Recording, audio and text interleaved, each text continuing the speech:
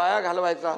आणि म्हणून मी आपल्याला सांगतो, विजय भाऊ तुम्ही समजदार आहे, ते जयंतराव नाना भाऊ ते तुम्ही बी त्यांच्या नादाला लागले, काय पोराटोरांच्या नादाला लागतात तुम्ही, असं काय. त्यामुळे अध्यक्ष महोदय पूर्णपणे या ठिकाणी सभागृहामध्ये विरोधी पक्ष जे काही या शेतकऱ्यांचे प्रश्न मांडा, या महाराष्ट्रातल्या जनतेचे प्रश्न मांडा, जिथे शेतकऱ्यांच्या अडचणी आहेत ते प्रश्न मांडा, त्याला उत्तर द्यायला आम्ही लोक खंबीर आहोत.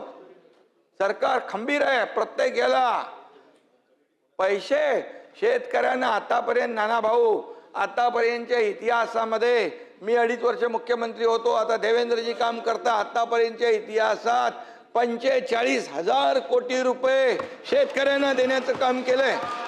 15,000 रुपये नुकसान भरपाई. त्यानंतर तुम्हाला सांगतो, पहिलं तुमच्या काळामध्ये NDRFच्या निकषाने पैसे देत होते, आम्ही NDRFच्या दुप्पट केलं. 2 हेक्टरचं 3 हेक्टर केलं. सततच्या पावसाचं नुकसान मिळत नव्हतं ते दिलं. अरे बाबा, गोगलगाईनी केलेलं नुकसान पण मिळत नव्हतं तेही चालू केलं आम्ही. 6,000 रुपये प्रधानमंत्री मोदीजी देतात, 6,000 आपण चालू केले महायुती सरकारने. हे लक्षात ठेवा ना तुम्ही. आणि त्यामुळे काही पैसे नाही दिले, काहीतरी शेतकऱ्यांवर अन्याय केला, हे खोटं नाटक चालणार नाही. महाराष्ट्रातल्या जनतेने दाखवून दिलेलं आहे. जागा तुमची, तुम्हाला बोलत नाही, जागा दाखवून दिलेली आहे. आता ही एकदम अशी होत चालली आहे, अगदी इकडे आता इकडे बाहेर पडतील तिकडे. आणि त्यामुळे मी आपल्याला सांगतो, अध्यक्ष महोदयांचा निर्णय अंतिम असतो. अध्यक्ष महोदयांचा निर्णय चुकीचा, अरे तुम्हाला काय बोलायचा अधिकार आहे? अध्यक्ष महोदय म्हणजे नियमाने हे सभागृह चालतं. हे सभागृह सार्वभौम आहे, याचं पावित्र्य राखणं आपलं काम आहे. त्यामुळे आम्ही सगळे काय सर्व 19 ते 22 काय होतं तुम्ही लक्षात, तुम्ही होते ना जयंतराव? 19 ते 22 काय परिस्थिती होती? उत्तर द्यायला कोण सांगायचं? अरे बाबा, सभागृहात तरी बसायची का लोक?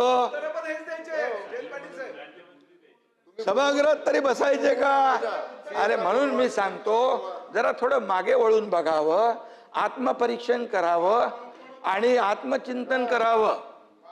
जो शीशे के घर में रहते और दूसरे के घर पे पत्थर नहीं फेंका करते. समजून सांगा जयंतराव. समज के लेने दो, नहीं तो पूरे. पाटील साहेब, अरे नाही आहेत ना, जरा समजून सांगा शेजारी. समजून सांगा, समजून सांगा. ठीक आहे. काय होतं सुधीर? अध्यक्ष महाराज, हक्कभंग आणि हरकतीचा मुद्दा ही अनुभूती मांडग्यावर देण्याची प्रथा परंपरा अनेक वर्षापासून आहे. मी एक हक्कभंग दिला अध्यक्ष महाराज, माझ्या दृष्टीने, राज्याच्या दृष्टीने, राष्ट्रभक्त देशभक्ताच्या दृष्टीने महत्वाचा आहे.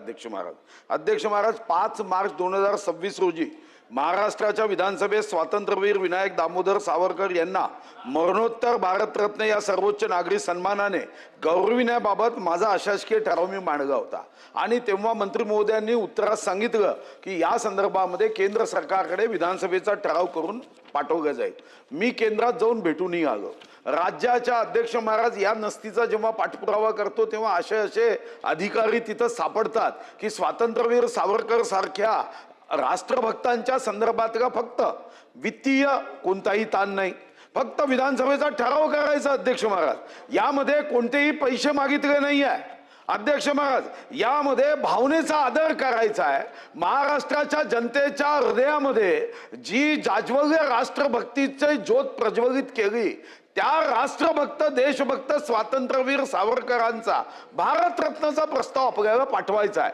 2019च्या भारतीय जनता पार्टीच्या जाहीरनाम्यात सुद्धा महात्मा ज्योतिराव फुले, क्रांतीज्योती सावित्रीबाई फुले आणि स्वातंत्र्यवीर सावरकरांचा ठराव विधानसभा कार्य असं सांगितलं. आणि म्हणून अध्यक्ष महाराज मी अशासकीय ठराव मांडला. तर जाहीरनाम्यामध्ये दिल्यावर 5 मार्च ते आज 23 जून आमचे नसती जर पुढे जात नसेल तर अध्यक्ष महाराज हा हक्कभंग माझा स्वीकारावा. खरं तर मी मंत्री महोदयांना विनंती केली, आपले नियम असे आहे की आपण मंत्री महोदयांवर हक्कभंग टाकतो, हाही बदल केला पाहिजे. मंत्री महोदयांची इच्छा असते, अधिकारी अध्यक्ष महाराज त्या नसतीवर असे बसतात. की एखादी कोंबडी बसली म्हणून अंड्यातून पिल्लं निघावं तसून त्या 10 नसत्या त्याच्यातून तयार होईल. अध्यक्ष महाराज, माझी विनंती आहे, हक्कभंग स्वीकारावा. जरी मी मंत्री महोदयांच्या विरोधात मांडत असलो तर या अधिकाऱ्यांच्या विरोधात स्वीकारला पाहिजे असा नियम बदलावा. ठीक आहे. मी आपण दिलेली जी माहिती आहे किंवा हरकतीचा मुद्दा जो सादर केला आहे त्याबद्दलची संपूर्ण माहिती घेईन. परंतु प्रथमदर्शनी असं दिसून येत आहे की हे सभागृहात दिलेलं आश्वासन होतं आणि त्यामुळे आपल्याकडे आश्वासन समिती आहे. तर मला वाटतं हे उचित राहील की आपण आश्वासन समितीकडे पहिली या संदर्भातली याचिका करू आणि त्यानंतर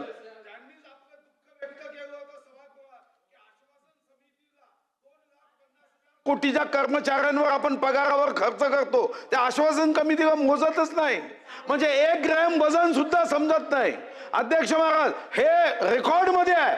आश्वासन समितीकडे जाण्याच्या ऐवजी मी विचार केला की पॉवरफुल व्यक्तिमत्वाचे अध्यक्ष आहे, अध्यक्षांकडे कमीत कमी स्वातंत्र्यवीर अध्यक्ष सावरकरांना आपले अधिकार- आश्वासन समितीमध्ये अध्यक्ष आपले अधिकार कधी वापरतात?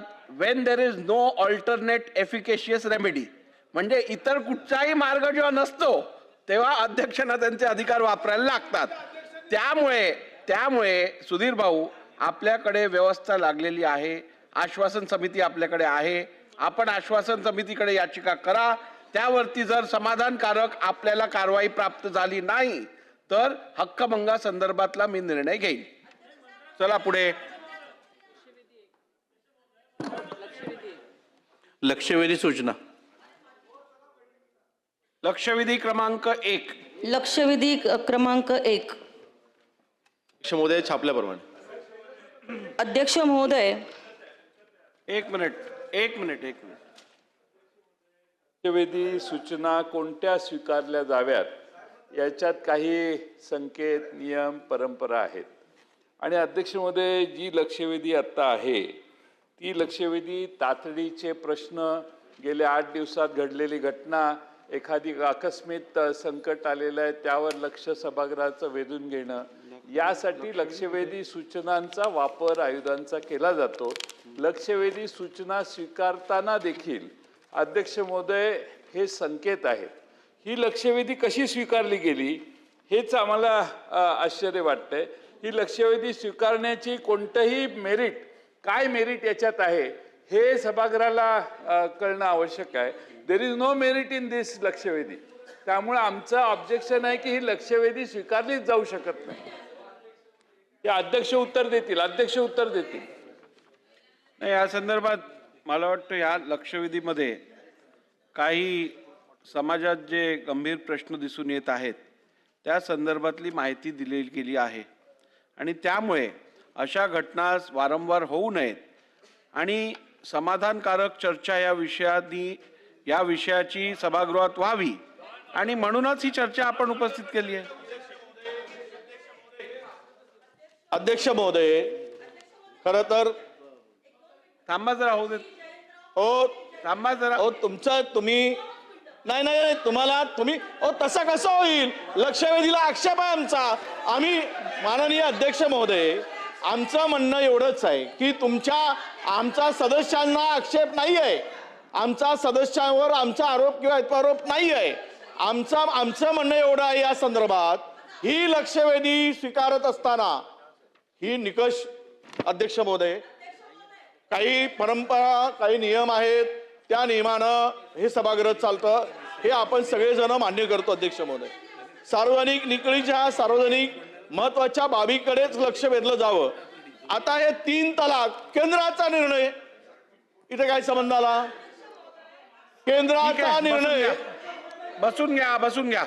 या संदर्भात बसून घ्या. तुम्ही लक्षवेधीवर बोला ना, रुलिंग मला देऊ दे. नाही बघा, वडेट्टीवार साहेब, जयंत पाटील साहेब, लक्षवेधीचा आपण पूर्ण मसुदा जर वाचला तर यात स्पष्टपणे काही अनियमितता किंवा कायदा सुव्यवस्था संदर्भातला प्रश्न नाशिक जिल्ह्यात जो निर्माण झालाय त्या संदर्भातली माहिती दिली गेली आहे. तर मला वाटतं, आणि एक फक्त एखाद्या इन्सिडेंट 3 आजच्या वर्षापूर्वी- तिन्ही लक्षवेधी आपण वाचून घ्या. अध्यक्ष महोदय, या- अध्यक्ष मला बोलू दे. अध्यक्ष महोदय, कुठंतरी बिल्डरने 4 वर्षापूर्वी काही केलं असतं, 8 वर्षापूर्वी काही केलं असतं, ते त्या दिवशी लक्षवेधीच्या भाग व्हायला लागलेत आता. आणि म्हणून अध्यक्ष महोदय, आमची विनंती आहे की मेरिटने लक्षवेधी म्हणजे तातडीची निकडीची आवश्यकता असेल असेच प्रश्न लक्षवेधीत मांडायला बरं, आपण संधी आपलं द्यावी. आपलं मत हे मी रेकॉर्डवर घेऊ का? एक हो. मिनिट. आपलं मत मी रेकॉर्डवर घेऊ का? याच्यात कुठची तातडीची किंवा निकडीची प्रश्न नाही आहेत. आपण शब्द बदलू नका. मी आपणाला मेरिट कोणत्या सभागृहात लावलं हे आम्हाला एक्सप्लेन करावं. आम्हाला मग सांगितलं ना कोणतं तुम्हाला. मेरिट लावलं, कोणत्या मेरिटनं ही लक्षवेधी घेतली. माझ्या सन्माननीय सिनियर सदस्यांनी त्या लक्षवेधीवरती बोलत असताना सन्माननीय अध्यक्ष महोदय, ज्या कोणी काही प्रश्न निर्माण केलेले मी ह्या जेव्हा लक्षवेधीवरती चर्चा मांडत आहे, सभागृहाच्या लक्षामध्ये येईल की ही लक्षवेधी किती महत्त्वाची आणि तातडीची आहे. सन्माननीय अध्यक्ष महोदय, मुस्लिम समाजामध्ये जी काही बहु पद्धतीने लग्न करण्याची जी प्रथा आहे आणि त्याच्यावरती ट्रिपल तलाकचा कायदा आदरणीय पंतप्रधान नरेंद्र मोदींनी आणला. सन्माननीय अध्यक्ष महोदय, गेल्या 1.5 महिन्यांमध्ये माझ्याकडे माझ्या 3 मुस्लिम भगिनी त्यांच्या मदतीसाठी माझ्याकडे आल्या. सन्माननीय अध्यक्ष महोदय, ह्या तिन्ही केसेसमध्ये मी राज्यात आमच्या नाशिकचे पोलीस उपायुक्त यांचं मनापासून त्यांना धन्यवाद देईल, त्यांचं अभिनंदन करेल की तिन्ही केसमध्ये त्यांना सजा दिली, गुन्हा त्याच्यावरती दाखल केला आणि ह्या महिलांना न्याय देण्याचा प्रयत्न केला आहे, परंतु ह्या महिलांना पूर्ण न्याय मिळालेला नाहीये. सन्माननीय अध्यक्ष महोदय, आज मुस्लिम समाजामध्ये बहुविवाह करण्याची पद्धत आहे. मुस्लिम मॅरेज ऍक्ट प्रमाणे कदाचित हे बहुविवाह करता येत असतील, परंतु सन्माननीय अध्यक्ष महोदय, मला या सभागृहाचं लक्ष वेधायचं आहे की जो पाकिस्तान आमच्या भारत देशामधून वेगळा झाला, त्या पाकिस्तानाचा जर आम्ही आज विचार केला, त्या ठिकाणी जर कोणाला जर बहुविवाह करायचा असेल त्याला त्याच्या पहिल्या पत्नीची परवानगी लेखी स्वरूपामध्ये घ्यायला लागते. दुसरं, त्या ठिकाणी पाकिस्तानमध्ये आर्बिटरी काउन्सिल हे तयार करण्यात आलेलं आहे आणि आर्बिटरी काउन्सिलच्या माध्यमातून त्या ठिकाणी त्याला विवाह करण्यास परवानगी आहे किंवा नाही हे दिलं जातं. सन्माननीय अध्यक्ष महोदय, लक्षात ठेवा, भारत आणि पाकिस्तान 1947 साली मोकळा झाला. पाकिस्तानमध्ये बहुविवाह म्हणजे पॉलिगॅमीचं प्रमाण फक्त आणि फक्त 1% आहे.